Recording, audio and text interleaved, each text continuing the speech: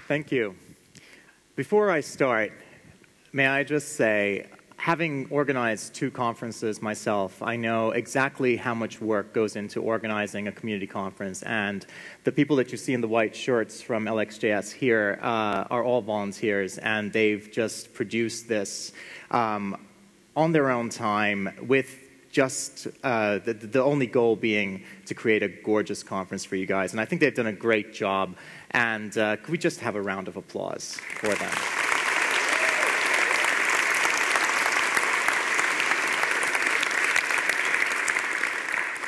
So let's get started. Today, we stand at a crossroads. Before us are 2 paths. One leads to a digital free land of people who own their own data, their own devices, and their own services. Empowered by this, they can safeguard their privacy, civil liberties, and human rights. The other path leads to a digital feudalism, populated by digital serfs. They don't have the option of owning their own data, their own devices, and their own services. They have to rent them from faceless corporate entities. Enfeebled by this, they enjoy neither privacy, nor civil liberties, nor human rights. We stand at this crossroads, and to understand our current predicament, we have to understand the road that led us to this point. So let's take a journey back about 50 years or so, to a time before Google, to a time before Facebook, when there was no Apple, when there were no smartphones, when there was no Twitter, when computers filled up entire rooms, and if you wanted to use one, you had to drive to it. So computers back then were a very different thing. They were external. You drove to one, right? It was in a building. It took up a whole room. They were impersonal. There was nothing personal about these cold machines. They were disconnected from the world, and perhaps more interestingly, and more importantly, they were unaware of the world around them. They just existed in their little boxes. And they were mostly used in business.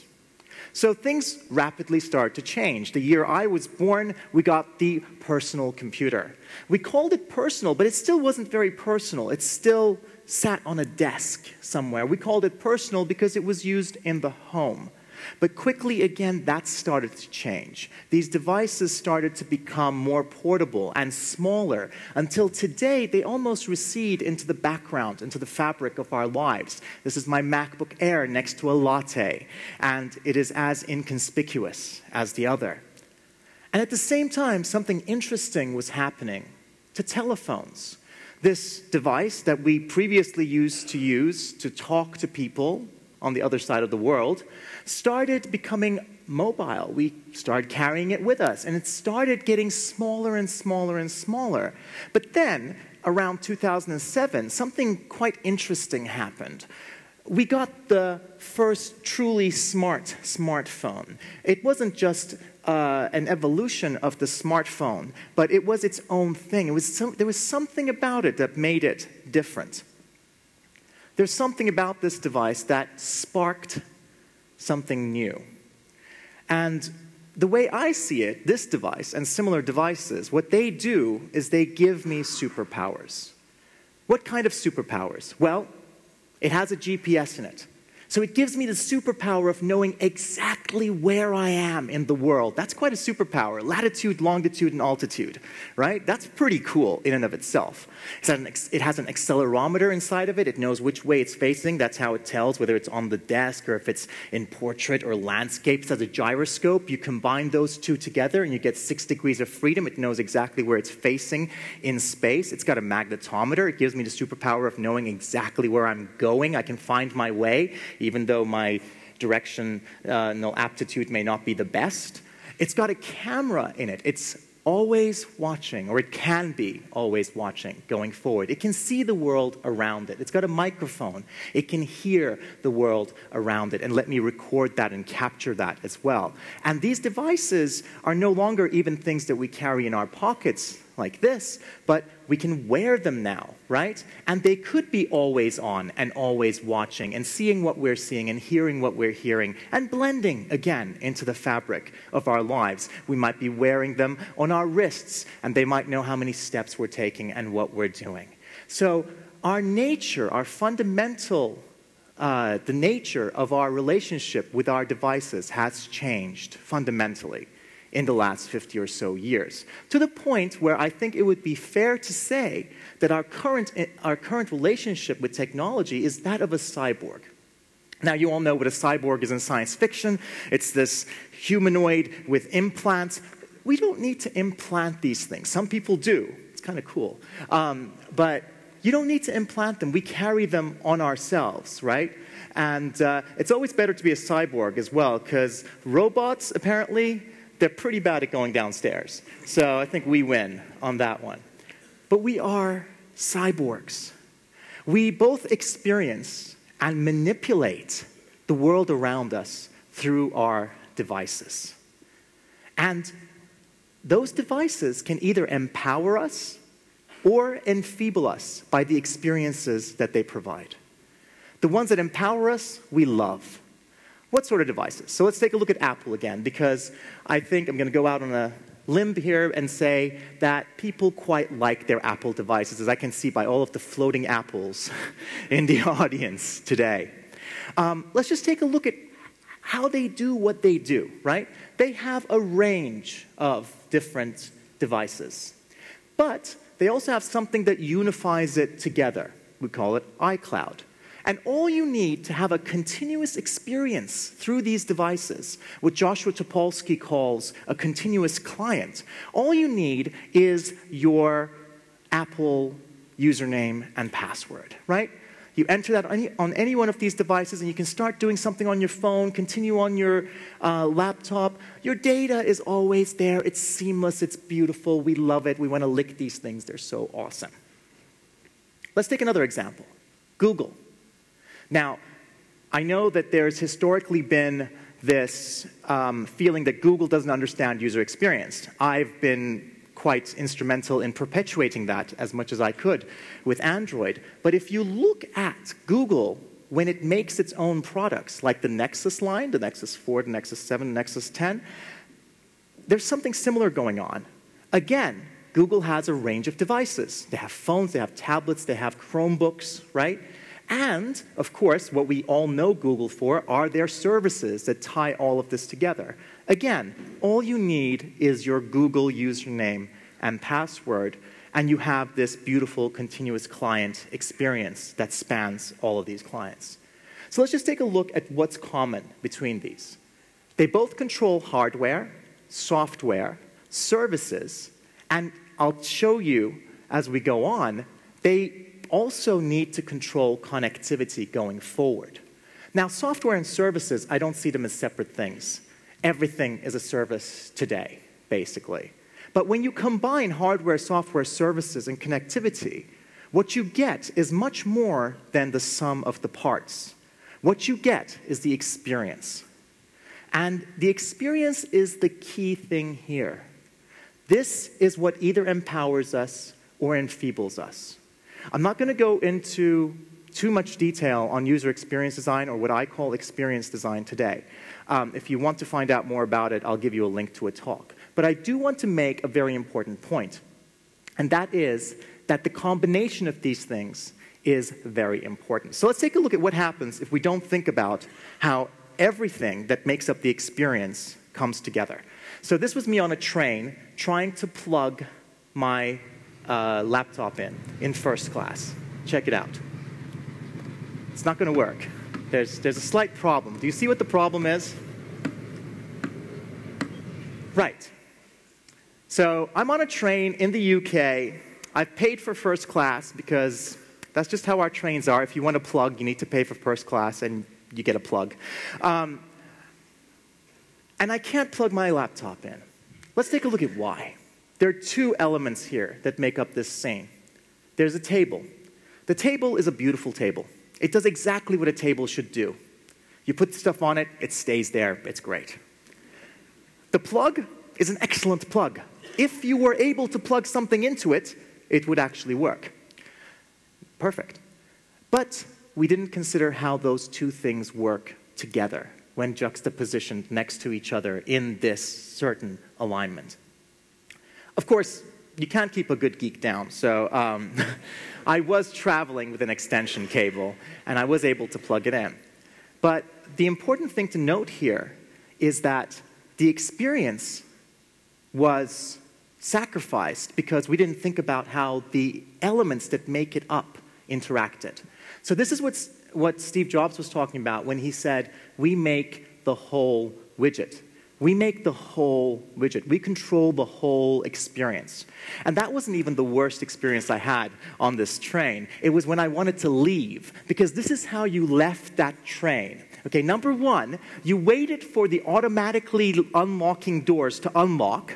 Number two, you would open the window. And number three, you would put your hand out the window and you would open the door. So I was on this train going, I'm never going to leave this train. I don't know how this works. The doors are not opening.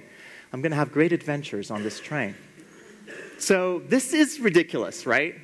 Who thinks this is ridiculous design? Yeah? The people who did this, what were they thinking, right? This isn't ridiculous design. There was a time when this was amazing design, awesome design. When? This was an old train. There was a time when this train did not have automatically locking doors, automatically locking and automatically unlocking doors. It didn't have it, right? So this was only steps 2 and 3. The process only consisted of steps 2 and 3. So if the outcome of a gesture, for example, opening the door of a train while it's moving at high speed and stepping outside, if the outcome of a gesture is catastrophic, then it's great design to make that gesture as hard to perform as possible. So in this case, this was great design, because what happens if you open the door of a moving train and then you step outside? You have a bad day, right? So this was great design. But then what happened? Something changed. It got a new feature. What was the new feature? It got automatically locking doors. What should have happened? They should have gone back and said, okay, well, how does this affect everything else? We have some difficult decisions to make now. We need to change this, right? And that's what they didn't do. So it became, from great design, it went to ridiculous design. So, and the thing to remember here is, an experience is only as strong as its weakest link. And we have to think about this because we have this thing where we love to separate these elements, right? Hardware, software, services. And when we separate them, what do they become? They become somebody else's problem. And we can't think of it that way. Because if we do, then things like this happen. This was on my Samsung phone that they gave me to try out. And I turned it on for the first time when I got it. And I got this. It says, no SIM card or phone is turned off. Think about it for a moment. I know it's early. I know you were on the boat last night. But think about it for a minute. How does this happen? It's easy. If you separate hardware and software, if you have people who are only thinking about hardware, people who are only thinking about software, people only thinking about the little tiny bit that they do, dude, I only do the database. I don't have to care about the user experience. I'll just write down that error message. It's the only thing that could happen. You do. If you are a developer today here in this audience, you must understand that you are a designer. If you understand that you are a designer, that the decisions that you make impact the user experience of the product, then you can start learning about it, and you can start becoming a better designer. If you don't understand that, you will still be making design decisions. You just won't be making them in a way that is conducive to a great user experience. So, and this is not how consumers look at things, right? They consider the whole experience. They don't say, hey, there's an error on this, so I guess there must have been a problem with the REST service and the API. I think they probably need to add another server there. They go, doesn't work. Doesn't work. It's broken, right? So we have to stop thinking in terms of features. We have to start thinking in terms of the whole experience. The age of features, what I talked to you about in the past, where we had these huge computers, is over. It was important. It was important because back then, every new feature made something that was impossible possible. And then, if that's the case, if it's a difference between being able to send someone to the moon or not, then who cares how difficult it is to use, right? Your only alternative is that you don't do it.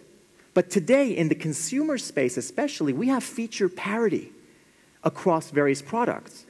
So features are not a competitive advantage anymore. The holistic experience is. Features today are a commodity, right?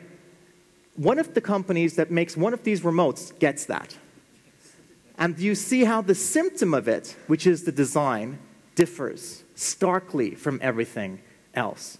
So, like I said, this isn't a talk on user experience specifically. It is a very important aspect of it. But if you want to hear me talk at length, go to the link is /UX talk, and you'll find a 45-minute talk on it there. The link is just my own URL shortener. So, there are companies that get it. What kind of companies? Apple gets it. Google's starting to get it. Facebook gets it. Twitter gets it. What is common about these companies that get experience design? They're all closed. They are all closed. So what? Well, I think this is a good time to introduce you to my latest startup. Okay? It's called Snail Mail. Now, I'm very excited about this because we have solved a really hard problem, and I think you guys are going to really appreciate this. Okay? I know there's no sales pitches at this conference, but I think you'll appreciate how important this is. So, you know, we have solved the problem of real mail. So Snail Mail, for the first time in history, gives you free real mail forever. You can send as many letters as you want, as many packages as you want to anywhere in the world for free. Who thinks this is a great idea? Who would use this? Awesome new service. Someone's putting their tablet up there. People are excited. Other people are asleep. Some people are still on the boat going, where the heck are we? There is a caveat. There's a slight caveat. We do open your letters. We do open them, and we do read them. But we only do this so that we can make helpful suggestions, that, you know, we can just help you in your lives, right? And then we just put everything back in to the envelope, and you wouldn't even know we were there. You know, you wouldn't even notice that we were there.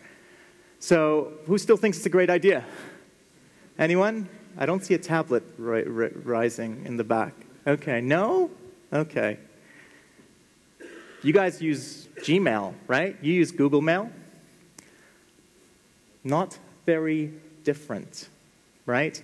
Maybe a human doesn't open it, maybe a machine reads it, but not very different. So if you want to tell your friends about Snail Mail, if you're excited about it, please do. It's at snailmail.com. They can read about what an excellent new service we have to provide. So it's really a matter of business models, right? Why does Google do this? It's their business model. It's not a big conspiracy theory. You don't need conspiracy theories when you have business models. Business models are very simple things. They're very enlightening things. They're very transparent things. Google's business model is that they monetize your data. Now, I have friends who work at Google. I have friends who are very idealistic people, who are awesome people, who are great engineers who work at Google, who want to make the world a better place. But it doesn't change the fact that the way Google makes its money is by monetizing your data. So you might say, so what? Well, let's do a thought experiment. Remember I told you about how important experience design is, right? What would be the ultimate aim of experience design? If we could create a product that was the ultimate end result of experience design, what would it be? I call this the experience machine. And the experience machine is a theoretical machine that knows everything about the world, it knows everything about you, and it can read your mind. Now, if we can build this, we can all go home. We've done our jobs, right? This would be the ultimate end product that we can build. A product that knows everything about the world, knows everything about you, and can read your mind. So let's take a look at how a company, say Google again, how close they are to building something like this, right? Google knows where things are, right? It has Earth and maps. Google knows what's happening. It's got news, knows what people are looking for. It's got search. That's how it began. It knows what people are buying, who you are, where you're going, where you are right now. It knows how you're feeling. Now they have a health startup that they're going, so they want to know exactly how you're feeling. And they do these by giving you devices, services, and soon connectivity to the internet, right? So when I look at this diagram, I kind of think of a hydra with all of its heads, with all of its tentacles and different things. So let's take a look. Let's break it down. Services. That's the first thing. That's how Google began, right? It was a search engine. It was a simple search engine. When it first began, it wasn't even tracking you. It just gave you simple search results, and we loved it, right? Today, it's got a lot of different services. So we've got Drive, where you can put your files on Google. You've got Docs, where you can create documents on there. You've got all sorts of mail, all of your correspondence, chat, all of your faster, shorter correspondence. They have all of these services where we're volunteering our data to them. They also have some games that they have, like reCAPTCHA. reCAPTCHA for protecting sites actually also helps them to digitize books. So you're entering the word actually helps them digitize books. So they use games to get data as well. They sometimes literally use games. There's Ingress, which is a game where you walk around the real world and you take photos of monuments, and that's showing them about pedestrian movement patterns, etc. So they're giving you a game. It's kind of like an experiment with the guinea pig. They're giving you a game, and you're playing with your little wheel, and they're watching what you're doing, which is kind of cool. It's kind of cool, right? They do the same thing, if you think about it, with their devices, right? It's just another step. They give you beautiful devices at a discount. So why does the Nexus 4 cost less than half of an iPhone 5? They give you these tools at a discount because it's a game. It's all part of the game. This is a beautiful data entry device, right? Here's our data entry device. Please enter your data into it. So they do that with their tablets and their Chromebooks. And the thing here is to get you to log into your device with your Google username and password. Connectivity. The next step, what is the end game? So if you think about it, with services, you can decide not to use a service. You can decide to use someone else's service, and then they don't get your data. With devices, you log into the device with your username and password, and they're getting data, but you can always use another device, and then they don't get your data. So what's the end game of this? The end game is to connect you to the internet. Because what happens with things like Google Fiber, you sign into the internet with your Google username and password. So at that point, it doesn't matter which device you're using. They will get the data as long as you're connected to the internet through Google. And also they want to connect the rest of the world through their project Loon with balloons and balloon internet as well. So let's recap. Services, you can choose to use a different service. With devices, you can choose to use a different device. The end game is your internet connectivity, where you sign into the internet with your Google username and password. So maybe it's not so much a hydra, but more like Audrey 2 from The Little Shop of Horrors. So unlike Audrey 2, which needs blood to live, Google needs your data to grow. Does it have to be human? It gathers data about the world. Does it have to be mine? It gathers data about you. Where am I supposed to get it? And it does that by giving you beautiful games to play, beautiful devices, beautiful services, so that you can volunteer your data to it. 'Cause if you feed me Seymour, I can grow up big and strong. So Google's goal is to provide you with free and discounted services because it needs data. That's its business model. Not a conspiracy theory, just a simple business model and what happens from it. And this is true for free services in general. Free services need your data to grow. So what? That's fine. I'm happy with that. Well, they don't just keep your data, right? They also share your data. So this diagram shows you, in 2005, which elements of your Facebook account were public by default and which were private or only visible to your friends. So you can see that nothing was public by default at the outer edges, right? Not your networks, your photos, likes, etc. But these defaults changed over time. And things became more public by default, and even more public by default, until when we get to 2010, everything apart from your contact information and your birthday is public by default. Now, you can deal with public defaults. You know how to deal with it.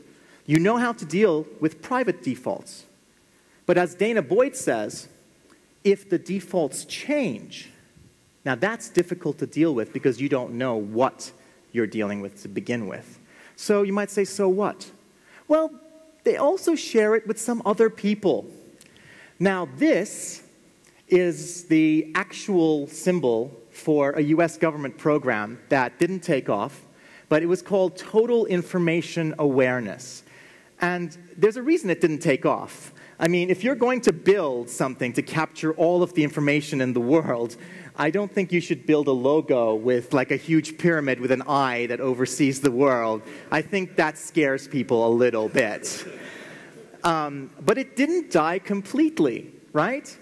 As the Edward Snowden leaks have shown us, the NSA does not understand PowerPoint design. So, as the Edward Snowden leaks have shown us, it didn't die. It just changed. It just morphed. And also, I don't know if you've noticed, but I think we need to really appreciate this. Microsoft was first at something. Finally. Thank you. Yes, I think that's important. We should. That's important. That's important to note. So, these companies are sharing your information with the US government, right? What kind of information?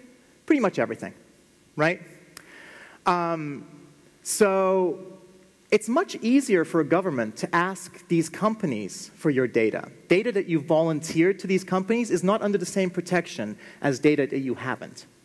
It's much easier for them to have these companies collect your data and then to go to them and say, yep, rather than surveilling you directly. So you might say, so what, Aral? You know, I've got nothing to hide. Well, surveillance is an intrusion. It's an intrusion. I think the real question we have to ask ourselves is, how severe of an intrusion is it? And this goes back to how we see our relationship with our devices. If we are truly cyborgs, if we are truly humans with cybernetic extensions, so these things are internal to us, where do we draw the boundaries of the person? So traditionally, this is how we would think of it, right? There I am with my boundaries, and there's my device with its boundaries. But if my device is a cybernetic extension of myself, would it not be more precise to draw the boundaries like this? Is the nature of my communication to my device an external communication between two actors? Or is it an internal communication?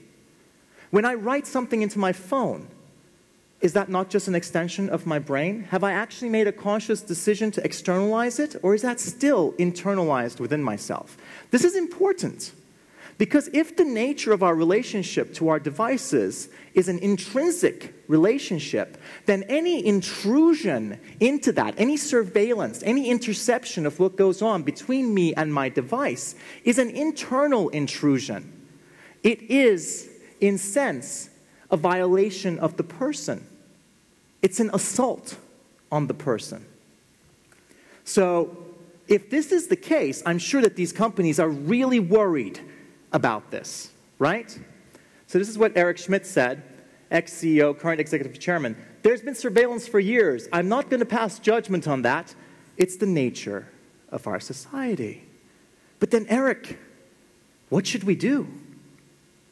If you have something that you don't want anyone to know, maybe you shouldn't be doing it in the first place. Or maybe you shouldn't be doing it in the first place. If you have something you don't want anyone to know, maybe you shouldn't be doing it in the first place. Now, I have to give it to Eric. He is a stand-up guy, and when he said this, he wasn't just talking, he meant it. Because afterwards, he created a series of websites with photos and videos of himself. You might have seen some of these. Some of my favorites are ericstoiletantics.com. Some very interesting photos and videos there of Eric Schmidt that he put up himself. There's also Eric's favorite sexytimes.com. And my personal favorite is ericsmasturbationadventures.com.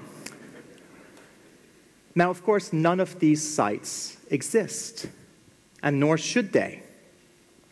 Because privacy is not about having something to hide. Privacy is about having the right to control what you keep to yourself and what you share with others. Privacy is a fundamental human right, and it's enshrined in the Universal Declaration of Human Rights, in Article 12 specifically, which says no one shall be subjected to arbitrary interference with his privacy, family, home, or correspondence. So this is the problem. If you want to learn more about the problem, there's an awesome documentary called Terms and Conditions May Apply that you can watch the trailer for at tacma.net. I used some clips from it earlier. So if you go to tacma.net, you can watch that, and it's very accessible to people who don't have a technical background as well.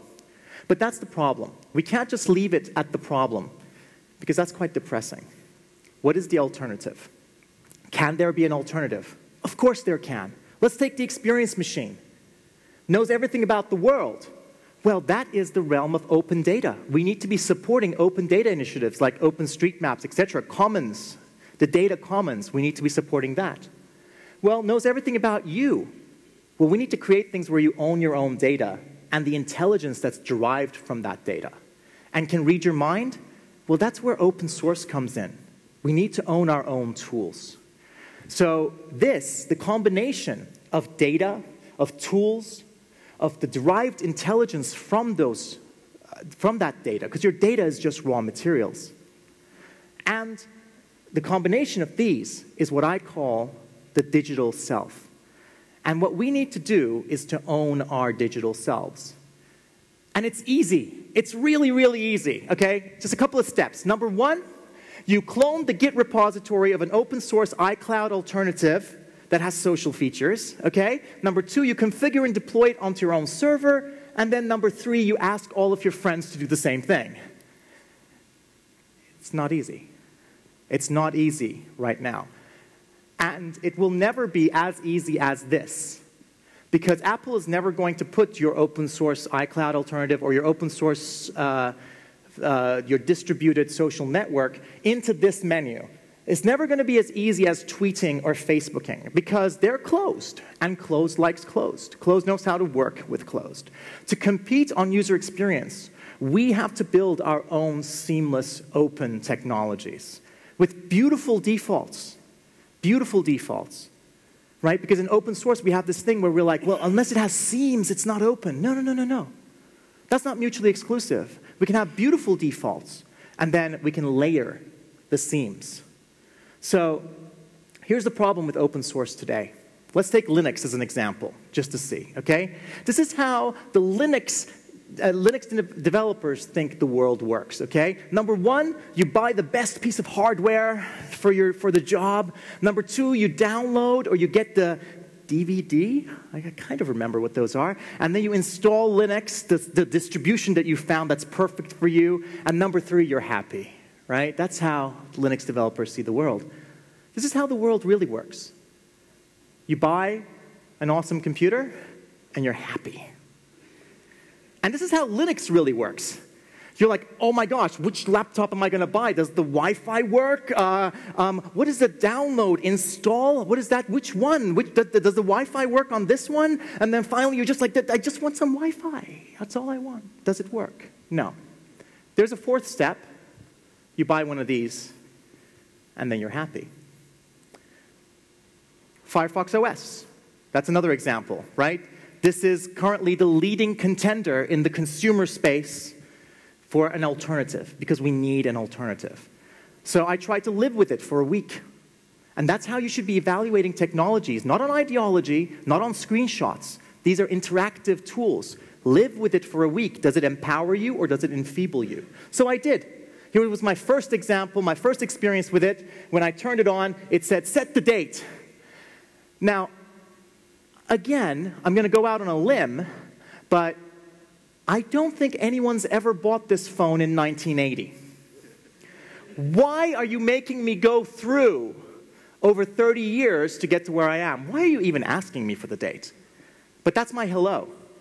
And then I had errors. These are valid errors on Firefox OS. I actually installed it twice because I thought there was something wrong with my installation. No, talk to some friends. That's a valid error.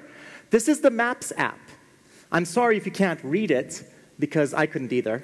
And in fact, there is a button on the Maps app at the lower left that I've never been able to hit. I've tried. It became a casual game. Every now and then when I was bored, I would just open it up and I'd go, no, not tried. But, you know, unless you're aiming to make a game, maybe not the best thing. I have 2 Twitter apps on my home screen. Why? Because I got one from one app store and one from the other app store. What's the difference? Well, one of them I could actually read the text on and use, kinda. This is me sending a direct message to my girlfriend. I'm sorry, it's a bit sloppy, but if you can't see what I'm writing, that's okay. Neither could I. The keyboard was covering what I was typing. And this is probably the worst example that I had in my week. I lost 2 hours of my life because I couldn't get the Train Times website to display properly on it, which meant that I didn't know that the trains in London Bridge were cancelled, which meant that I had to spend 2 extra hours. These are the results of the things that we do. They either empower people or they enfeeble them. The very fact that it's open source is not the most important aspect. And today, open source is features-led. We're still working in this world in open source. It's a sandbox for enthusiasts. I don't like to use the word geek. It's a sandbox for enthusiasts. Because we do have these categories that we use to understand what we do, right? They're enthusiasts, they're enterprise, they're business people, and then they're consumers, right? So are these stages, does every technology go through these stages? It starts with enthusiasts, it goes to the business, and then it goes to consumers? I don't think so. Are they identities? I'm an enthusiast. That's all I am. That defines who I am. I'm a geek, right? People in the enterprise are suits. Consumers are mere mortals, or worse, dumb users, right? I don't think so.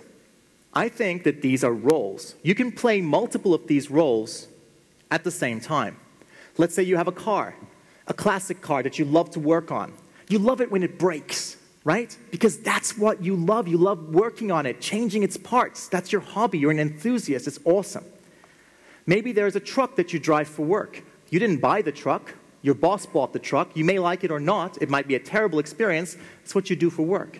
And then maybe there's a car that you drive to work every day, and you just want it to work. Even though you're an enthusiast with your classic car, you want this thing to just work. So you can be both an enthusiast, a business user, and a consumer, right? What doesn't happen is this. We expect, these are roles, we expect things that enthusiasts create for themselves to magically trickle down to consumers.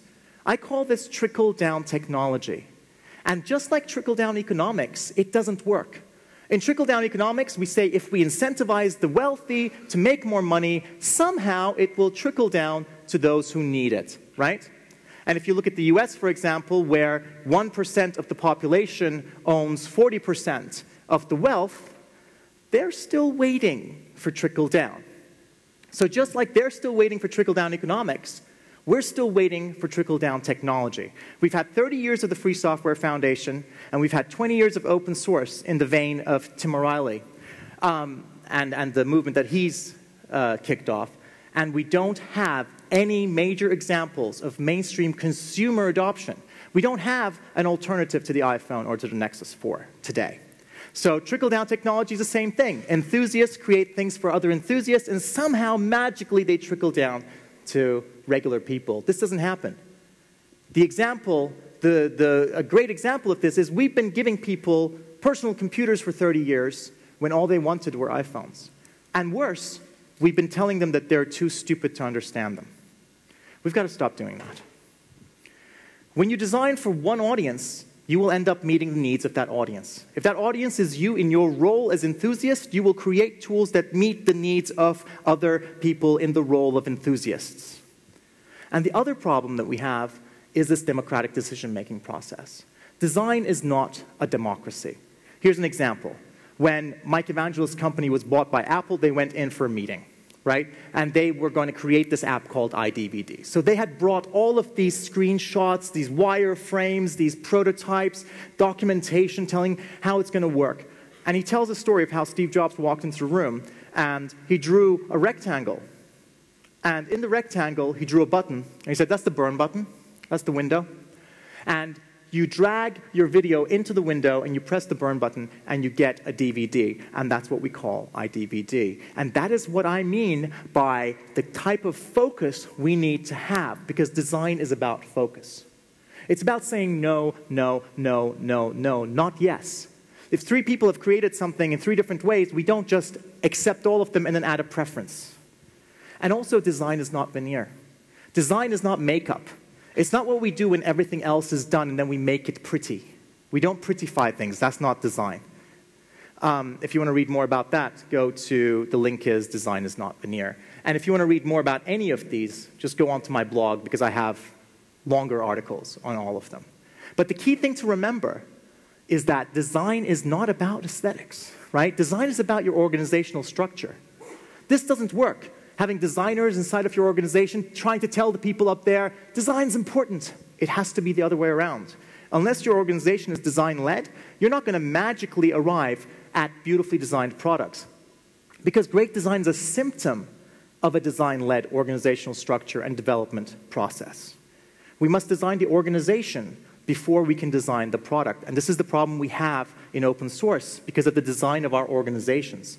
Design and development are not 2 separate things. They are facets of the same thing. Design leads development. Development informs design. So maybe part of the problem is design sounds like something exotic that people who wear only black do. It's not. Let's knock it down a few notches. Let's call it assumption instead. Because that's what we do in design. We assume things. Maybe more educatedly, maybe less educatedly, but we assume things. The only time we actually start learning about the thing that we're really building is when we start making it and we start touching it. That's when we feel the tolerances of our materials. That's what we're working with. In our field, our materials are code. So similarly, if you're telling me, I'm a designer, I don't understand code, I'm sorry, you're just painting pretty pictures, right? That's not design. You have to understand your materials if you're designing. And we need a vision. We can't just ask our users. We must know what we want to build. That's what the assumptions come out of. When we test, that's what we filter through. We don't just implement everything. And then we build, and it goes around in this iterative way. So just remember, designing is not about being able to draw a straight line. I can't design. I can't even draw a straight line. That's fine. You don't have to. Right? It's not about pixel pushing. It's not about making things pretty. Design is about psychology and neuroscience. It's about sociology. And it's about philosophy. It's about understanding humans so that we can make things for humans. That is what design is. Things that enlighten them, things that empower them, things that change their lives for the better. And so in open, we need a new category of technology. We need design-led open, what I call experience-driven open technologies. Because this is a missing area of technology. If you think about it, we have features-led closed, right? Think of the Microsofts of the world. We have experience-driven closed. Think of Apple. Think of Google when they make their own products like the Nexus line. Think of Facebook. Think of Twitter. We have features-led open. We do. That is the only thing that we have in the open source world. We're missing a quadrant of technology, which is experience-driven open. And without this quadrant of technology, we are not going to have mainstream consumer acceptance. And without mainstream consumer acceptance, we are well on our way to that digital feudalism that I was talking to you about. Because experience-driven open is the missing quadrant of technology. So what? Well, remember these companies, these closed companies that get it, and we said we need an alternative. We needed to own our own data, right? We need indie data, what I call indie data, which is to empower everyone, not just enthusiasts, to own their data, tools, and the services around them? Well, we need experience-driven open for that to happen. And possibly the most ironic thing is that if we do this right in the open world, we will have a user experience advantage over the free services. Because think about business models again. Google's business model is to monetize user data. No user has that as their own goal. You don't use a product because you want your data to be monetized. You want to have a great experience, right? So Google's business model and what you want to do diverge. Same with Facebook. So they have to constantly try and reconcile that to give you as many features as they can while trying to take as much of your data, but it's always a ping pong game, right? And then people get, oh no, it's too much, and then they go, oh, we're sorry, let's try and do this. We don't have that. Our business model can be, we want to give you the best user experience possible. We don't want your data. How will we monetize it? We can sell you products. We can sell you services around it. But our business model and your goals as a user are in line. So we have an inherent user experience advantage. So if you want to learn more about that, look at indiedata.org. Right now, it's just a blog post, but that will be growing in the coming weeks. But we do need this concept, and we need to start thinking about things in this way. And I just want to say, I'm not just talking about this. I'm actually doing something about it. So I'm starting up a startup called Prometheus. And the goal of that startup is to create a phone, a beautiful phone that can compete on user experience with iPhone, that can compete on user experience with Nexus 4 or whatever comes out in the next 2 years. We're not going to clone them. We're not going to make a copy of them. We're going to create a beautiful phone that can compete with them on user experience, where we control the hardware, the software, and the services around it. The development process will be non-democratic, and unapologetically so, because we need to control these in order to control the experience. So if you want to find out more about that, do look at codename Prometheus. So today, we stand at a crossroads. Before us are two paths. One leads to a digital freeland of people who own their own data, their own devices, and their own services, and empowered by these tools, can safeguard their privacy, their civil liberties, and their human rights. And the other leads to a digital feudalism populated by digital serfs who don't even have the option of owning their data, devices, and services. And enfeebled by this, they don't enjoy privacy, civil liberties, or human rights. We stand at this crossroads, and we have to ask ourselves, can we afford to take the wrong path? So I say to you, join me. Let us bring design thinking to open source. Let us create experience-driven open products to realize the dream of indie data. Let us create the tools we need to safeguard our privacy, our civil liberties, and our human rights today and in the future. So I say, join me, and let us take the path less traveled. Thank you.